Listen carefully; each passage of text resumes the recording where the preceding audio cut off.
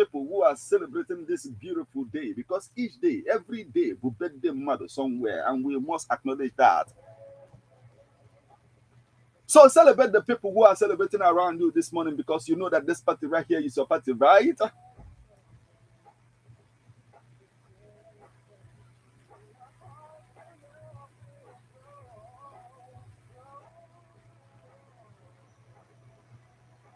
Yes, mmadụ na-ajụ ajụjụ wee na-ekwu na pastọ bata n'ụlọ ụka, yọtago pastọ n'isi onwe ya bata n'ụlọ ụka, nakọla ego onyinye, ego tit and all of that, wee mesịa wee were ya go private jet, yọtago oge ozie private jet na-akụla onwe ya ọnọ ọgwakwa ndị ụka ya, yes, na m egokwa na private jet. You see what God is doing for me, that God is doing great things for me, and at the same time ndị a na-agwa ife ọfanwa ka a napụtara ego private jet a.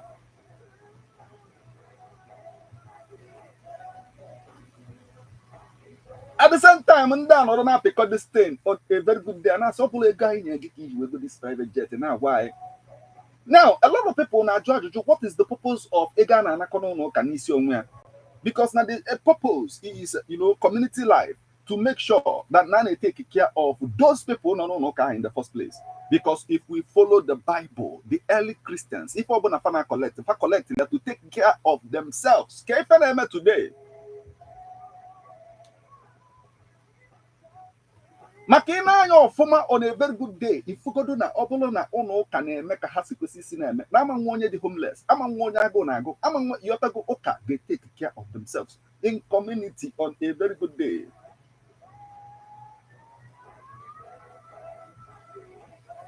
Because I think God sent President Bola Ahmed Tinubu to Nigeria to teach lessons. Yọtago ka onye ọbụla mụta lesson n'ụtụtụ a, and lesson a ka anyị gafa nwoke tafo.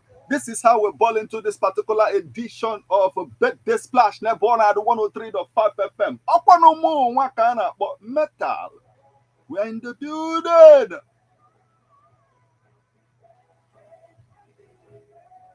Akụkọ otikpoju yọtago onwe mama kunye n'ụtụtụ si ụmụ ya ngwa kunye ka ekpe na-ekpele ọsọ yọtago a na-ekpe ekpele.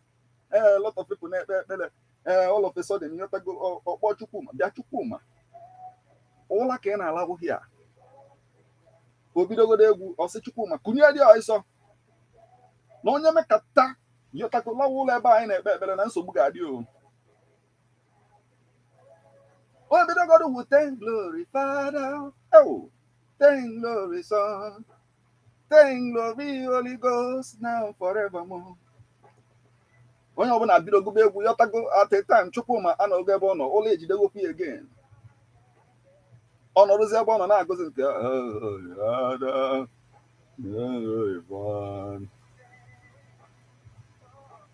mami ya akụzikwa again bịa Chukwuma ọ na-agụkwa ife ọ na-agụ thank glory Father.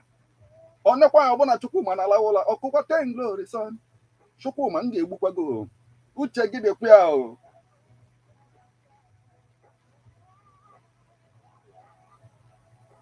Onye mere iji niile ka ị na-adị agile all the time yọtago ikunye n'ụtụtụ ịdị agile gbase arụ yọtago kene Chineke kele gị n'otu o si adị this morning.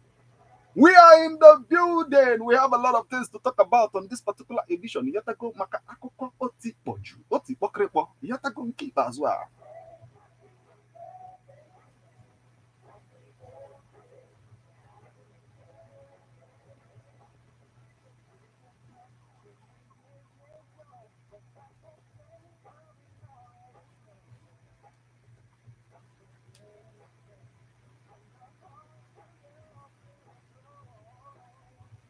But this is to remind you that this party up in here is your party. Get involved. Send SMS or WhatsApp messages to celebrate the people who are celebrating around you this morning. Yotago or Mamagi or Papa Gikedonyobu. Let's celebrate around you this morning. Send SMS and celebrate the person.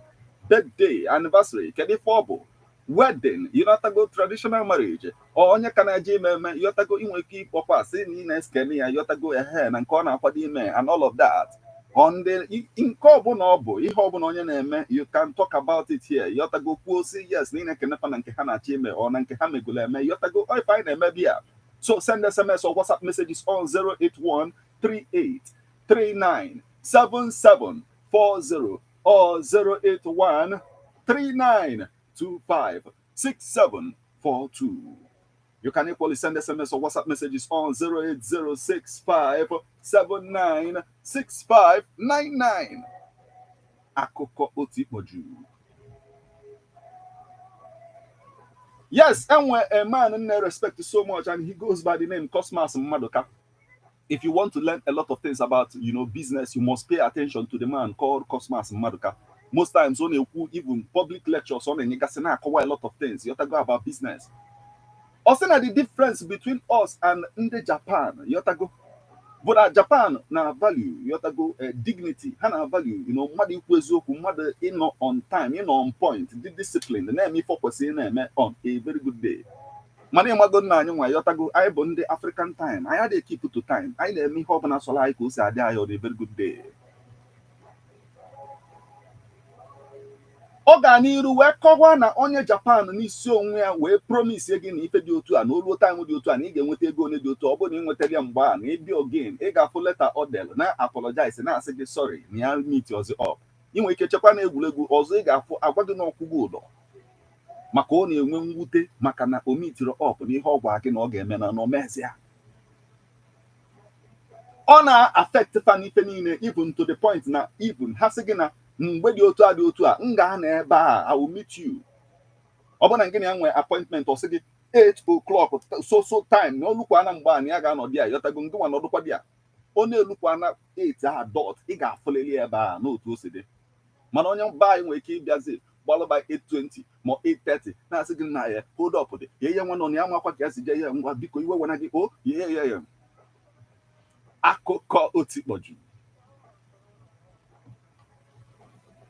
That means that as Africans, if we must succeed, we must build on our discipline as a people. We must train ourselves to be delivering in everything. Now they will here. Yatago akoko otipoju. Yes, of course, and not of course. So we have a lot of people to celebrate this morning. Makenwe gasendi kendike amugase totua, and we'll get right into it right about Fundua.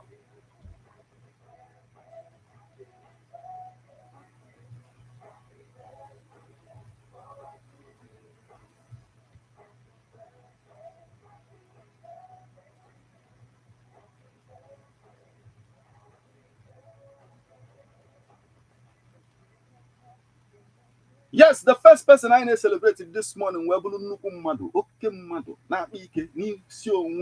a very good day. He is an American actor, film director, producer, and screenwriter. He is the man who produced the movie Passion of Christ. You have to go produce that movie for Passion of Christ, where we put everything. How Jesus also we go see another movie on a very good day. He goes by the name Mel Gibson. He was born January 3rd, 1956. And I say again this morning, happy birthday.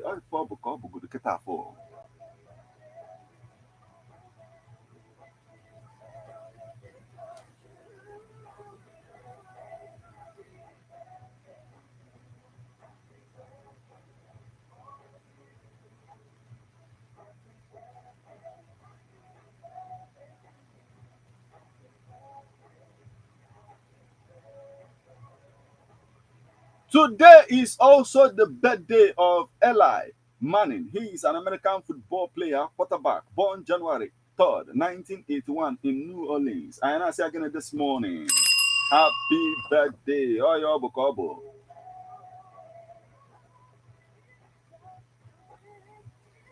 Today is also the birthday of Clement Attlee. He was the former Prime Minister of the United Kingdom, born January 3rd, 1883. It is posthumous, of course, but we have to celebrate greatness because I don't know. And I say again, happy birthday. Oh, Kobo.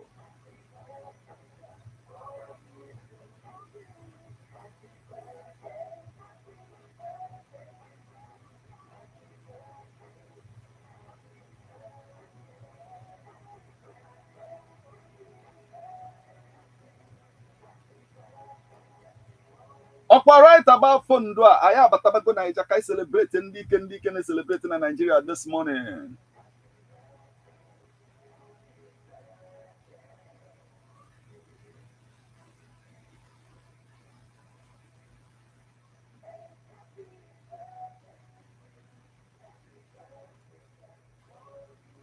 otu ọ na-abụ esi na-ekpe ekpere n'ụtụtụ, some people a na-ala ụla, otu aka ya esi bụ igbo n'ime afịa a na-ekpe ekpere n'ime afịa, like ekpere Angelus by 12 n'ime afịa, some people na-ekpe ekpere fa na-azụkwa afịa at the same time.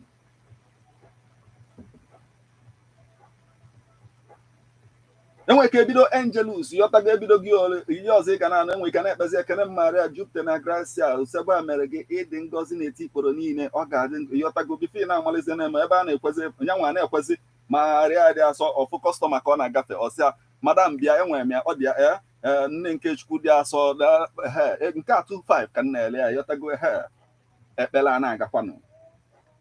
Akụkọ otu ikpọju.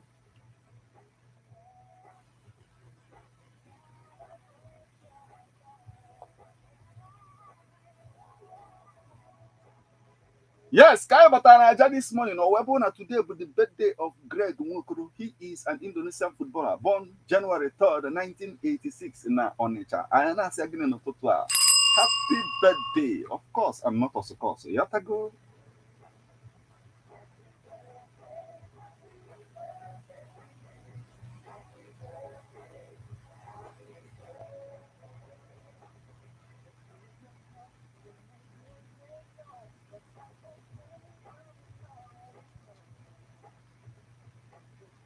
Yes, onwe ka Chineke si eme ife nke on a very good day. Ọ bịa kee mmadụ na-abụ on a very kee onye nke ga-represent ụmụ nwoke, kee nke ga-represent ụmụ nwaanyị. Onye na-represent ụmụ nwoke ọba ya ọkọcha, ọ na-azọ game na-azọsịa ike on a very good day. Nke na-represent ụmụ nwaanyị ọba ya nkwọcha, ọ na-azọkwa game na-azọsịa ike, and she goes by the name Perpetua Nkwọcha. She is a Nigerian footballer born January 3rd, 1976 in Lagos. Anyị na-asị again n'ụtụtụ afọ.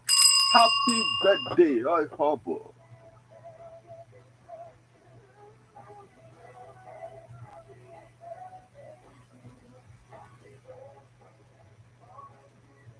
Yes, today is also the birthday of a man who goes by the name O.D. Anosike. He is an American basketball player born January 3rd, 1991. And I say again, happy birthday.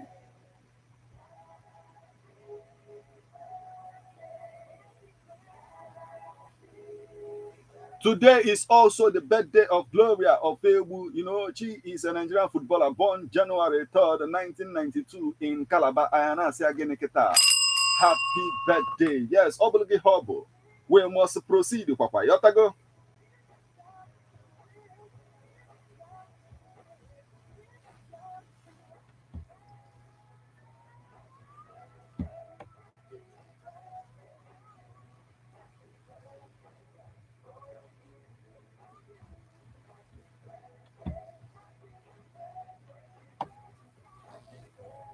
Yes, we got a message. The Okemba right about now. This message is coming from Professor Palanga.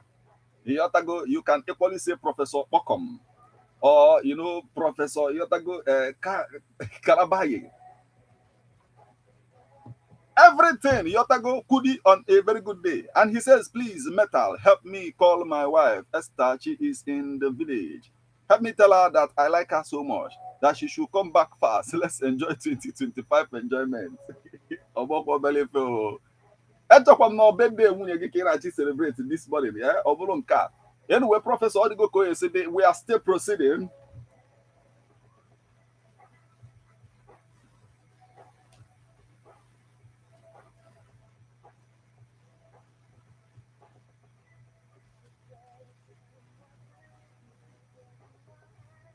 Asị na o nwee ka nwoke ịghọtago nwunye nwere ka o si adị on a very good day. Ya nwoke enwefe na the other room. Or na enwefe, you know, na enwego some kind of activities of the other room that have ensued over time. Ya ihe na-ekwu okwu ya nwoke nwunye ejidelu maybe n'ọfọ na phone ya ebe afa edel amaka. Because no ihe a melụ some people ji amezi these days. If I nweta nọmba nwaanyị instead of isave afa ọ bụrụ na amaka ka esave a mechanic on a very good day. Ọ ife a ka mmadụ megide wee je save nọmba nwaanyị ọ nata n'iro as governor of Kogi State. Yotago nwunye wee jelu na phone wee na-enene yotago wefu governor of Kogi wee na-etinye wee na di enwekwa na contact governor of Kogi State o. Ọ kpọzie governor of Kogi State ka nya ya kene governor of Kogi State o wee bụrụ nwa nọ na skuulu dị 22 years na-agụrụ onwe ya akwụkwọ. Chiamaka ọkwa nyanwa bụ gọvanọ of Kogi steeti.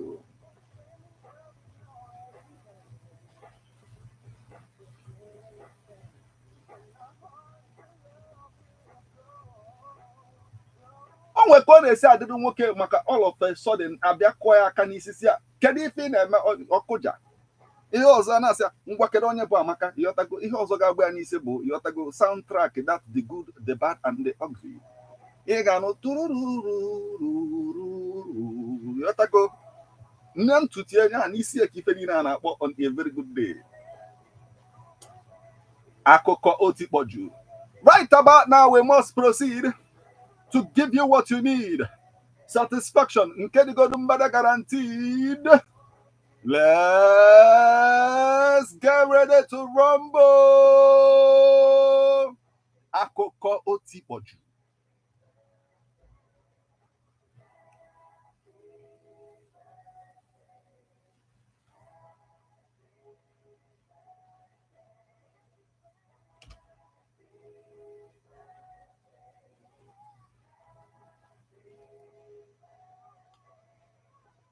We have a lot of things to talk about this morning as ya kpọtụba egwigo na section yotago ka we na sport the imperialism before her iberiberism.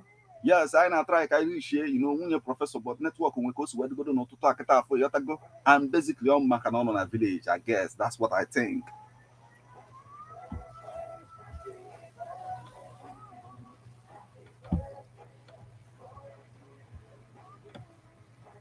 Yes, akụkọ ọzọ nke izizi anyị ji wee mabatagodo n'ụtụtụ a wee bụrụ akụkọ gbastalụ a pastor I respect so much, Pastor Damina, o nwere ihe okwu nke ikpeazụ a ka o kwuru that thing. A lot of people bịa na question na-ajụ ịdị sure na onye a abụrụ ibu aja n'isi for saying something like this. O kwụsị ya bụ ife ịghọtago ndị mmadụ na-question na ọnyanwa ọ bụ a true man of God for saying this. Nekwa ife okwu ọ sị why smoking, drinking are not sins. Pastor Damina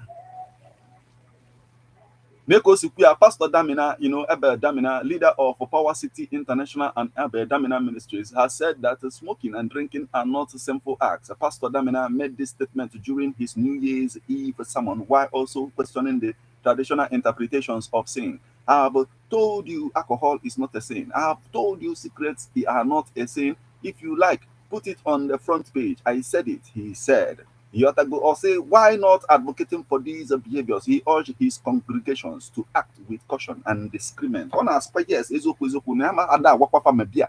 You ought to go, maniana kwa, no wonder here ya follow danger ya. Or say, I am saying you should. I am not saying, I am saying you should smoke. No, he said, but you should have the sense that, it is not okay, that it harms your health. Or harm your health. And at the same time, I said, am I saying you should drink alcohol or say no? But understand that excessive drinking can lead to disgraceful situation, he advised. Maka ige ntị ịghọtago ị ga-afụ ebe Paul na-edegalụ James ịghọtago na Bible wee na-asị my James my brother n'onwe ka o si wee dị ịghọtago na ya ji nwayọọ chọọ mmanya ịghọtago techi n'afọ nwa obele ka o wee jide afịa ịghọtago na ya ma na onwe ka o si adịrị ya n'afọ. So on that basis, I think that's where he's coming from to explain some of these things. Mana ịbata n'ụtụtụ a ịgwa ife ilo n'ihe ọ na-ekwu ikweta n'ihe a Pastor Damina na-ekwu.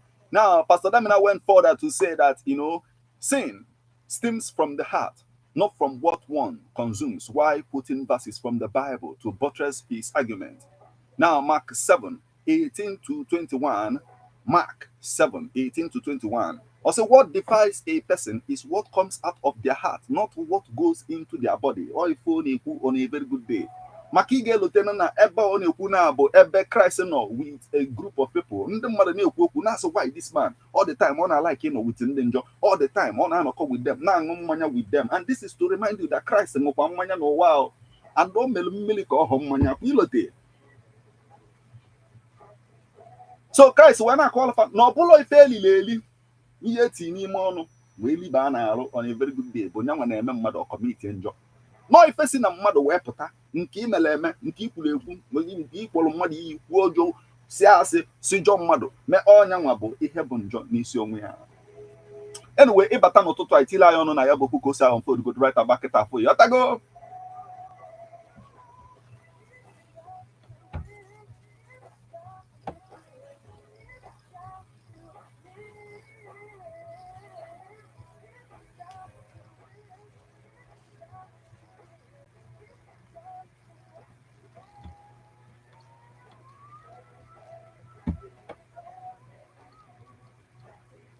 Yes, we got a message, and this message says, "Good morning to Honorable Sam Metal, aka our upcoming Anambra State Governor.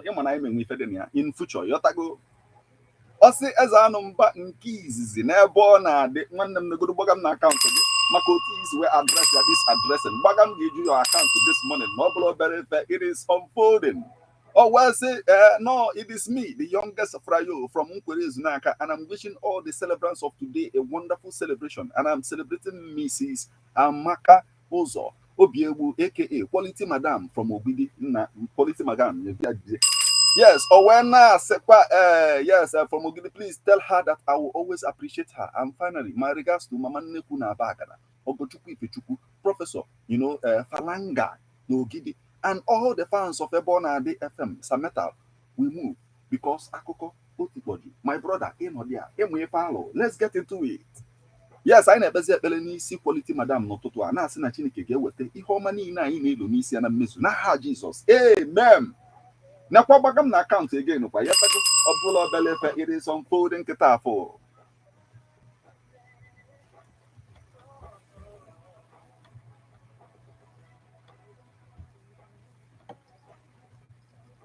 Yes, akụkọ ọzọ anyị ji wee mabata n'ụtụtụ a bụ akụkọ gwalụ nya ọwụlụ akpata oyi on a very good day ọ wụgoro mụ akpata oyi ka m nụrụ ya m na-asị amalụ m na m ga-emesịa na-ama ide akụkọ a gbasara a Catholic priest because ọ na-afịa alụ enwe ide akụkọ a gbasara a Catholic priest. Most times on the Igbo aja n'isi ka anyị na-anụ akụkọ like this yotago na ọ bụrụ otu a. Now, it happened that a Catholic priest was merely arrested because no balo obele nwa nwoke gbali adebe nana because na the boy was knockout. Yotago during New Year Mass na Imo Kankano weneme.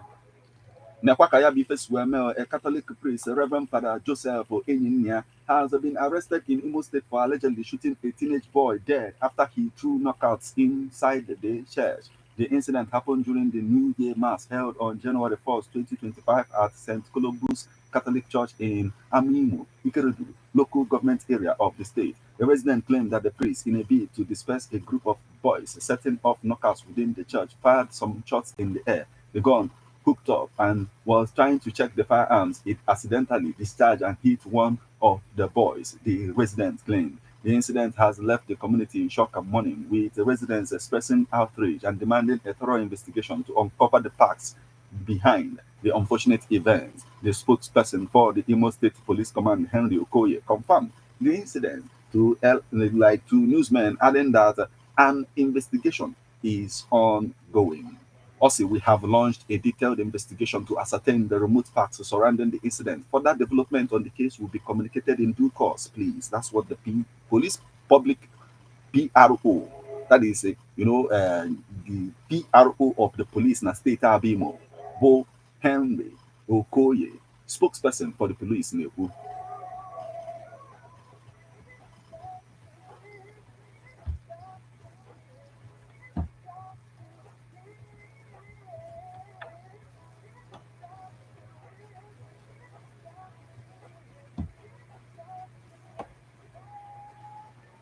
Akụkọ otikpọjụ ịbata n'ụtụtụ a egwe anyị pilo na ya bụ ife kedu ife lidizi to fada ibupụta egbe ebe ụmụaka nọkwa ọbụla ụmụaka kwa ịghọtago. Yes, I know that na otu insecurities wee dị na southeast n'ọnya nwa mere ịghọtago some of them ji wee jidesie efe a ka ha wee na-azọkwa ọnwa fa maka ọda afịa ala enu na-ekidnap fada ọda afụkwa ala enu na-atak ụlọ ụka a lot of things. Mana ịbata n'ụtụtụ a itile anyị ọnụ na ya bụ okwu kedu ka isi wefu ya bụ ife kedu ife fada aka eme and even nke ife anyị emezi in this situation now.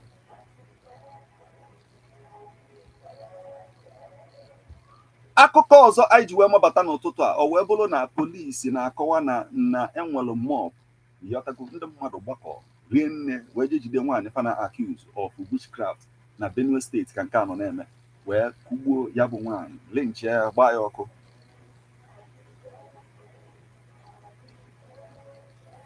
at the time afụgo m vidio ebe ụmụ nwaanyị na-abụ ji ọnụfa nke a dịka n'Enugu steeti ka nke a na-eme fa na-abụ ji ọnụfa kọbazie ọnụ maka ha serezuru okwu onye nke a na-atụsi onye nke ama m ka isi wee kpọchie onye nwe dị otu a na kovu dị otu a onye nke a sịkwa ya yes ama m ihe ndị obodo wee na-eti mkpu ifefa na-anọ na ntịfa họtel aka ndị obodo kpọlụfa mapụ n'obodo ha batazụkana again ebe fa ji ọnụfa wee kwu mana ọbọzi nke igbufe egbu ịghọtago nke a bụ na ndị nke a ji ọnụfa wee kwu mana nke Benue steeti a na-agwa gị na onye enwere mgbe o ji onye akwu na ya bụ and all of that all of a sudden ndị obodo wee na-accuse ya ha wee ejide na ka ya bụ ife si mee. The Nigerian Police Benue State Command have detained 2 suspects over alleged involvement in a mob attack that led to the brutal killing of an elderly woman on accusation of witchcraft in Ebwa village, Agatu, local government area of the state. The tragic incident which led to the killing of the elderly woman happened on Christmas Eve, according to a statement by the police public relations officer SP Catherine Anene. The suspect, identified as a 50-year-old Bako and a 40-year-old Oyaje Clement, were apprehended during investigation into the case on December 24, 2024 at about 7 o'clock p.m. The police received reports of the killing of an elderly woman accused of witchcraft in Ewa village, Agatu, local government area. Swift investigations led to the arrest of 2 suspects linked to the crime. On a very good day.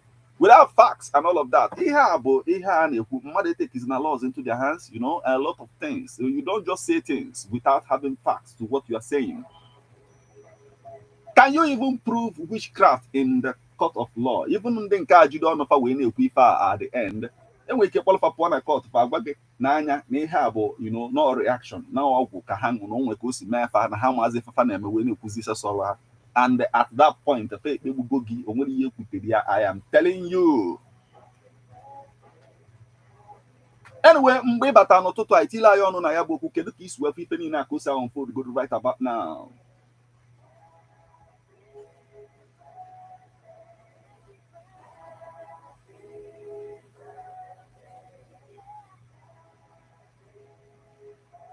Yes, akụkọ ọzọ anyị ji wee mụbata n'ụtụtụ a wee bụrụ ife anyị ncha ya esi na ya wee mụrụ nnukwute ife because otu o si adị nke ikpeazụ a enwere ndị papa na-adịghị eji anya afụ ụmụ nwoke n'akụkụ ụmụ nwaanyị fa yọtago ụmụfa nya dia daughters ụmụfa ndị nwaanyị ya ha da like iji anya fụ nwoke ka ọ kwụ n'akụkụ yọtago nwa ya nwaanyị nya ọfụ idi nwoke a n'akụkụ nwa ya nwaanyị ife ga na-agụ ya kwa ya ụla nya kugbuo just mee something.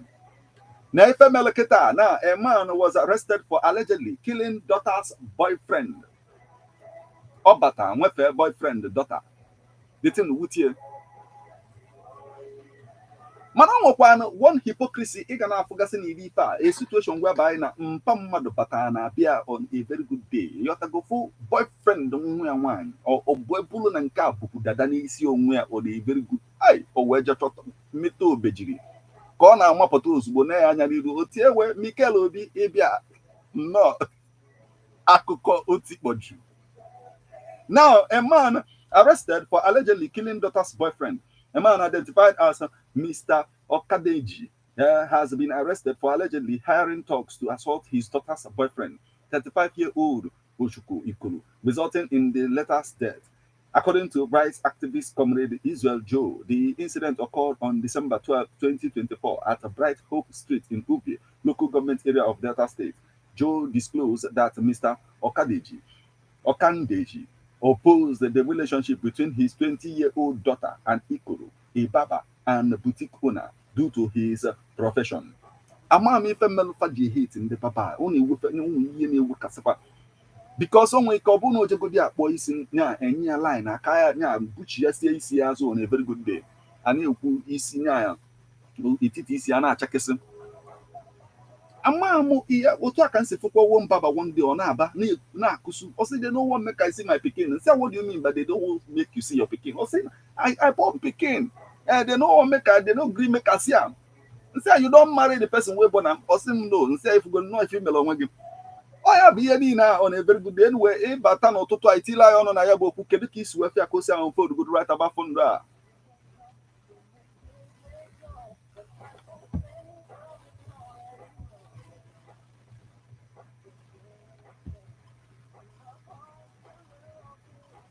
Yes, oh, on mmadụ tiri egwu wee gụọ ya bụ egwu wee bụrụ ebudesi ọ na-atọ dalin dalin yọtago ejikwa ezigbo obi wee na-eme ya bụ ife.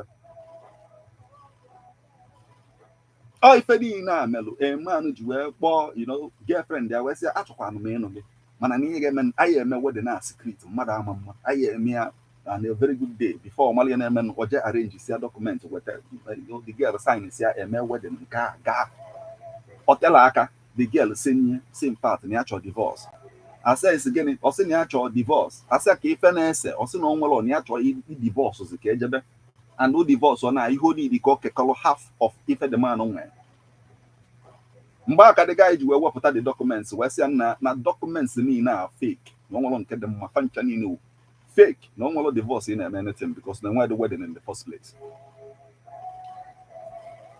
Ọ ife niile a ya nchọrọ ịkọlụ gị kịta na-akpata ide ife a now na ka ihe niile a si mee nya enwere ewu housewife gburu die ka ọ na-ala ụla nya ifugo ife na-eme some men fa na-ala ụla nwunye ya bịa n'akụkụ akwụlụ na-enene detenu na onye a na-ada atụfu egwu ya amalọ na-enwe idi plans a yọtago ipigbu ebe ọ na-ala ụla.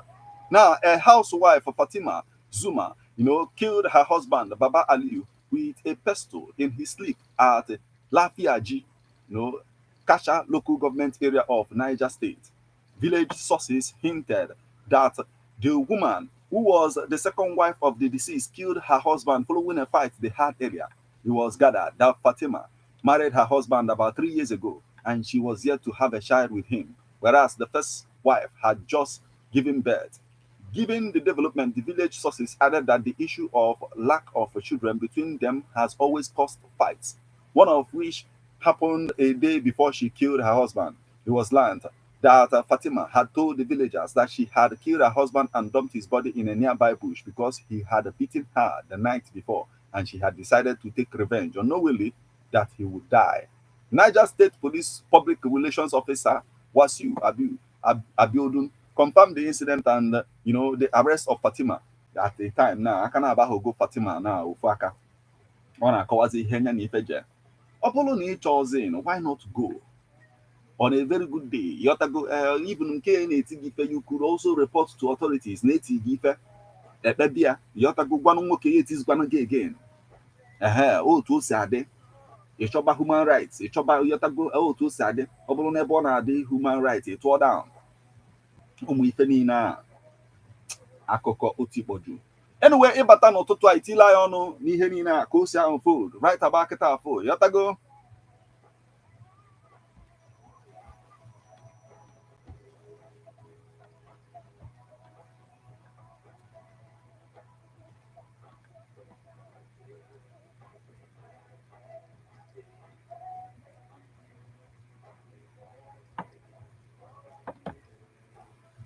Now akụkọ ọzọ yọtago maka olubego mgbe ị ga-atila ya ọnụ n'okwu mana akụkọ ọzọ nji amabata n'ụtụtụ a wee bụrụ Femi Falana o wee na-akọwa that the rate of divorce na the society today is disturbing. Ọ na-edisturb ya.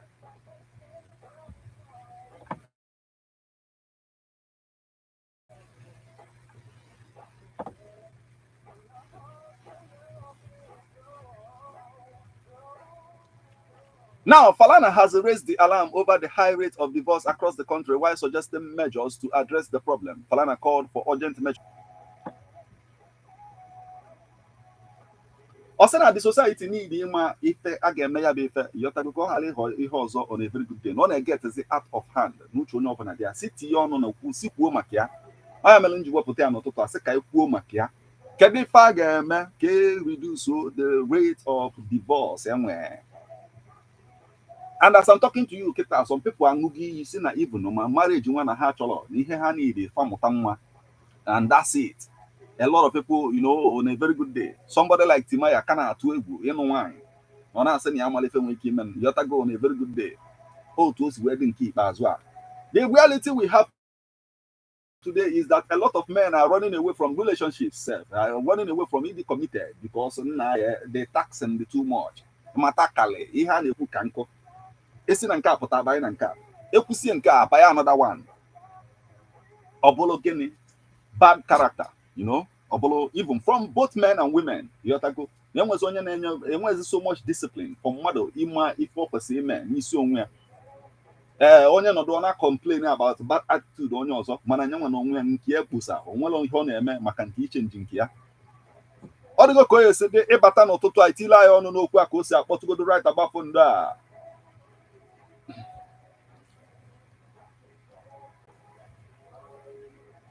anyway olubego mgbe ị ga-etile anyị ọnụ n'okwu mana m ga-eji nke asachizie las na bishop ka amagbu to death by jealous husband. The husband now accused the bishop na ya na nwunye ụmụaka o si adị in the other room. Now, a jealous husband has stabbed a bishop of a church in Oshobo, Rapture Empowerment International, Dr. Sina, for allegedly having an affair with his wife. It was reported that the jealous husband and his wife had a long misunderstanding which the deceased was trying to settle between them, but had not succeeded. According to the residents of the area, the deceased today visited the wife who lived in a different apartment located around the BCGA area behind Olurodan local government in Oshobo, the state capital. The husband, who has been suspecting the cleric of having an affair with his wife, trailed him to her house and attacked him, stabbing him multiple times in the chest. A member of the church, Isaac Oyelele, confirmed that the bishop was stabbed to death on his Facebook page on Thursday, describing his death as unfortunate. Confirming the incident, the Oshun Police Command spokesperson, CSP Yemisi Opalola, confirmed the incident, adding that the suspect and the estranged wife have been arrested. She said that the couple was not living together and the deceased bishop was an arbitrator trying to settle the dispute between the couple.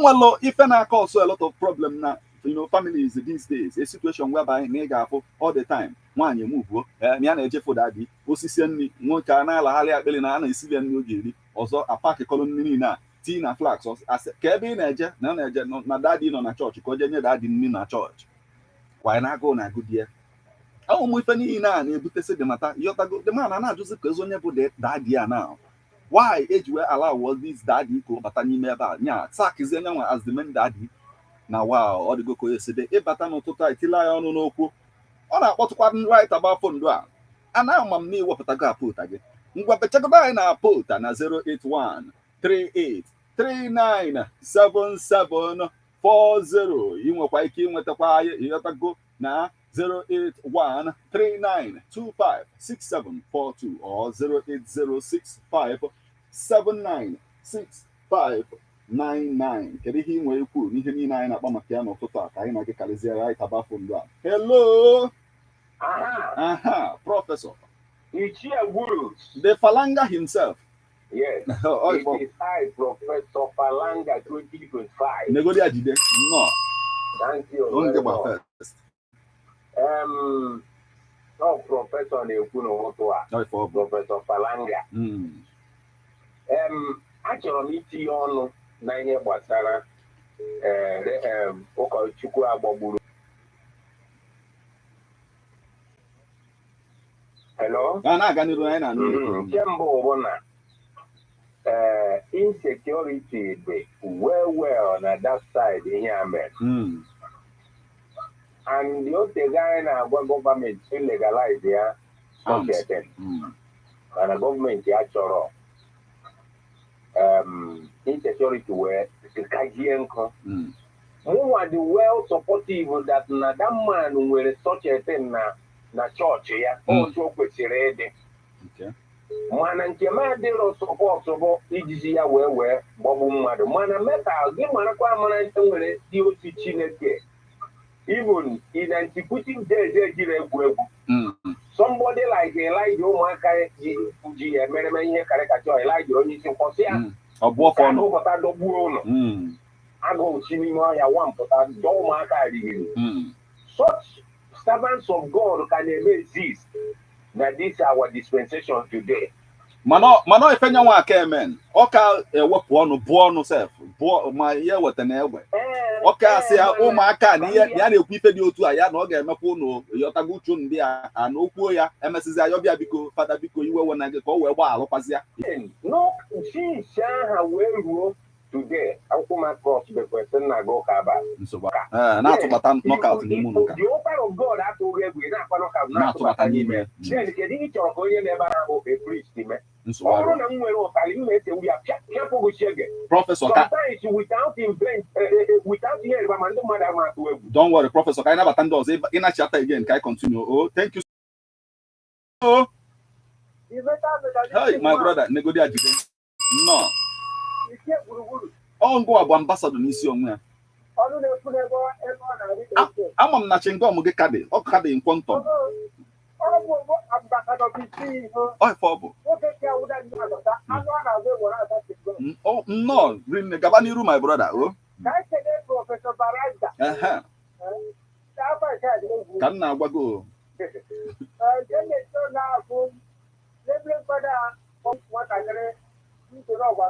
Yeah.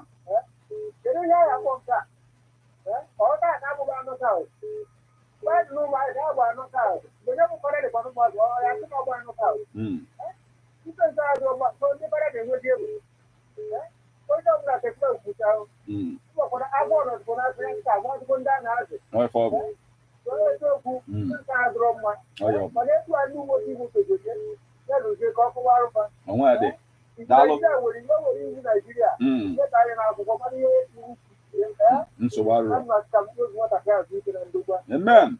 Dalo, my brother, thank you so much. Dalo, oh, thank you. We have this message is coming from I'm legendary DJ Lord Smart from Award and Nobi, and I'm celebrating Royal Majesty Igwe Engineer Modun Nick Obi. Dalo Igwe, I know. Let's hear from now Ganiru, my brother. Oh, the girl.